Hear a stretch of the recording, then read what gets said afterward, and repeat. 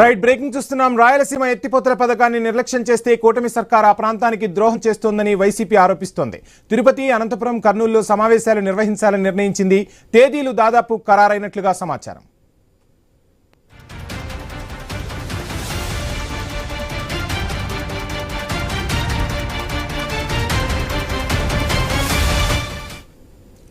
రాయలసీమ ఎత్తిపోతల పథకాల్ని నిర్లక్ష్యం చేస్తూ కూటమి ప్రభుత్వం ఆ ప్రాంతానికి ద్రోహం చేస్తుందని వైసీపీ ఆరోపిస్తోంది.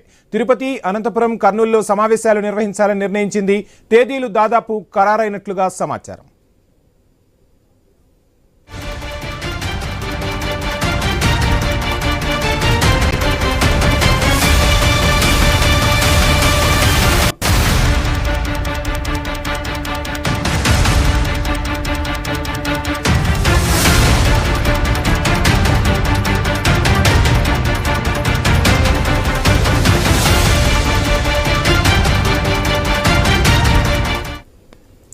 రాయలసీమ ఎత్తిపోతల పథకాల్ని నిర్లక్ష్యం చేస్తూ కూటమి సర్కార్ ఆ ప్రాంతానికి ద్రోహం చేస్తోందని వైసీపీ ఆరోపిస్తోంది. తిరుపతి, అనంతపురం, కర్నూలులో సమావేశాలు నిర్వహించాలని నిర్ణయించింది. తేదీలు దాదాపు ఖరారయ్యాయి. ఇదే అంశానికి సంబంధించి ఫుల్ డీటెయిల్స్ మా ప్రతినిధి హరీష్ అందిస్తారు. హరీష్, మొత్తంగా రాయలసీమ ఎత్తిపోతల పథకం అటు ప్రతిపక్షం ఇటు అధికార పక్షం మధ్య పెను సవాళ్లను విసురుతున్న పరిస్థితి, ఒక రకంగా రాజకీయ అస్త్రంగా కూడా మారిందన్న విమర్శలు వినిపిస్తున్నాయి. సో ఏంటి మొత్తంగా ఏం జరగబోతుంది? వైసీపీ కార్యాచరణ ఏ విధంగా ఉండబోతోంది?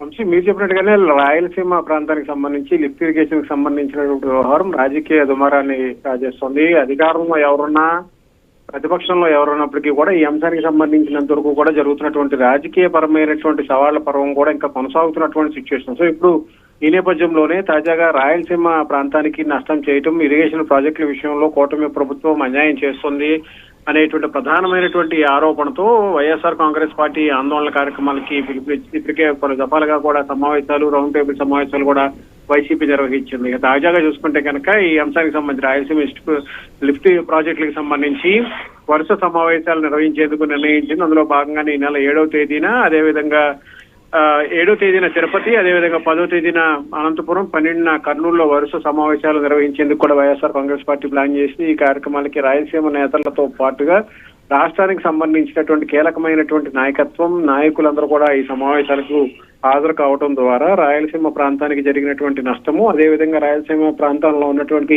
రైతాంగం ఎదుర్కొంటున్నటువంటి ఇబ్బందులకు సంబంధించినటువంటి అంశాలపైన కూడా పెద్ద ఎత్తున ప్రభుత్వంపై ఒత్తిడి తెచ్చే దిశగా ఆందోళన కార్యక్రమాలు నిర్వహించబోతున్నారు. అందులో భాగంగానే వరుసగా నిర్వహించినటువంటి సమావేశాల తర్వాత కార్యాచరణ కూడా ప్రకటించేటువంటి అవకాశం అయితే మనకు కనిపిస్తుంది. వంశీ,